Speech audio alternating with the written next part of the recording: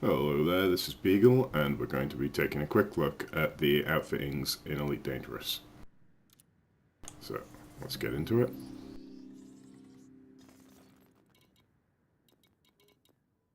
So the first thing to understand is the classes and ratings of the different equipment. All of your different internal modifications, excluding your armor, have a class and a rating. The class of the item is basically the size of it. If you see what I'm mousing over here, you can see the class of the item that you have installed in white, and the grayed out number underneath shows the size of the module slot that it's in. If the module slot that it's in is higher than the number you have installed, you can install a larger one. Larger, however, does not necessarily mean better. The letters that you can see are the rating of the item, and this is to do with the quality of the item. Lowest quality being G, I believe, and the highest quality being A. So, in general, a higher quality item will be an improved version of the item. In a lot of cases, however, the upgraded item may have some drawbacks as well as the benefits, such as increasing the mass of your ship, which can reduce your maneuverability, reduce your shield generator's effectiveness, and significantly decrease your jump range. It can also lower the integrity of the item, which I believe just means that the module itself on your ship will be easier to destroy when targeted as a subsystem. Okay, so now that we understand the classes and ratings, I will go through each of the items individually and explain what exactly they do and how the upgraded versions affect the performance of the ship. A lot of them are fairly obvious, but a couple of them it's hard to say exactly what they're doing and how the class and rating actually affects the item, so we will be looking into that.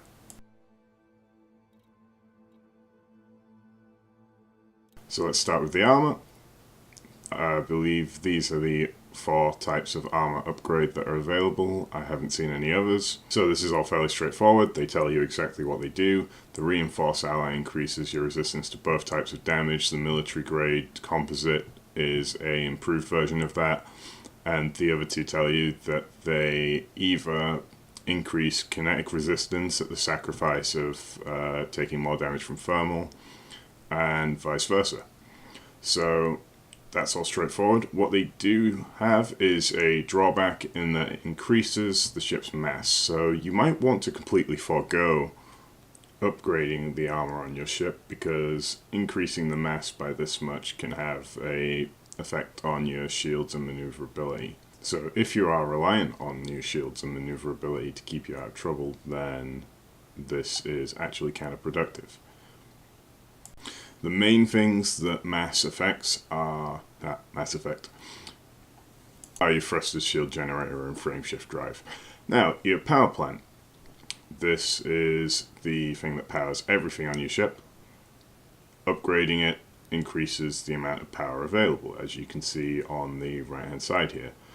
Now, a larger class of power plant will provide a large boost in power, and also will be a heavier mass.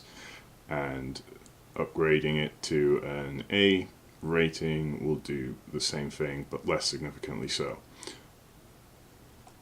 Turns out where power plants are concerned, bigger is better. Okay, moving on to thrusters. Now, increasing the rating of your thruster to an A class will significantly increase the maneuverability of your ship. It is quite noticeable. It may also slightly increase your top speed. So the important thing to bear in mind with thrusters is the optimal mass. Your ship wants to be below the optimal mass of the thruster module that you have equipped. To me, optimal mass suggests that the closer you are to that, the better, but that does not seem to be the case. It actually means below this amount. So, as you can see, all the thrusters in this station are red when I go to the buy and equip screen. This is because they're too small to fit on my ship. Any items that you don't have either the credits for or are incompatible with your ship will show up as red when you're on the buy screen. As you can see, the smaller class of thruster has lower mass, but a significantly lower optimal mass and maximum mass available. This basically means that if I could fit it to the ship, if the game would allow me to do it, it wouldn't actually be powerful enough to make the ship move. Hence why it just doesn't let you bother. Moving on to the frameshift drive, this is pretty simple. The higher the class, the higher the rating, the further your ship can jump. And most of these upgrades require an increase in power supply from your power plant. Life support. Now with this you have a choice to make between increasing the mass of your ship a fractional amount, doesn't make a big difference, but for something that actually isn't all that useful. Upgrading to an A class will give you 25 minutes of air. Now what this means is that when your hull gets breached in a fight or by running into an asteroid, the life support will keep providing you with oxygen for 25 minutes. The basic one does it for 5. The one I use is the D class. That keeps you alive for 7.5 minutes and has the lowest mass of any of the life supports. So, moving on to what I believe is the most important module to upgrade on your ship, the one that you should always upgrade first. The power distributor improves all aspects of your ship's performance. It does this by increasing the total capacity and recharge rate of your weapons, engines, and systems, allowing you to fire for longer and to fit more powerful weapons that drain more power from your power distributor, allowing you to use your thruster boost more often to help you chase down targets and just generally helping with maneuvering, also allowing you to store more energy in your system's capacitor. This allows you to go for longer without having any power distributed into your systems and still have the benefits of some shield recharge. It's actually very cheap to upgrade to an A class as well. So there are no sensors available at this station unfortunately, but upgrading your sensors to a higher rating simply increases your sensor range. Can be handy, but not an essential upgrade. The fuel tank speaks for itself. Upgrading your fuel tank increases the amount of fuel your ship can carry. I think so far all the ships I've bought actually have the largest fuel tank available to them already equipped, and the fuel tank always appears to be a C rating. I'm not sure if you can find improved versions. So far all the upgrades that we've looked at have been standard modules that come equipped to every ship. And now we're moving into the internal compartments where there are a number of options for things. This ship here is a cargo ship, so all its internal compartments, barring one, are filled with cargo racks. There are many options here for outfitting your ship with various uses. The hatch breaker allows you to force open another ship's cargo hatch once you've knocked its shields down, useful for pirating.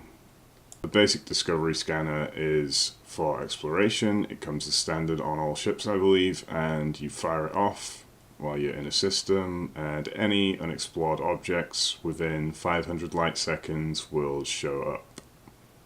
There is an advanced version that will scan everything within a system, and an intermediate version which will scan within 1000 light seconds instead of 500. Personally, I don't think it's worth the money. Go straight for the advanced if you're planning on doing exploration. Fuel scoops allow you to sit nice and close up to a star and regenerate your fuel. Do not cheap out on this item though, or you will be sitting around for a long time. Refineries are for refining ores and mining. These frameshift drive interdictors are for pulling pilots out of supercruise. Now this is useful for bounty hunters and pirates alike.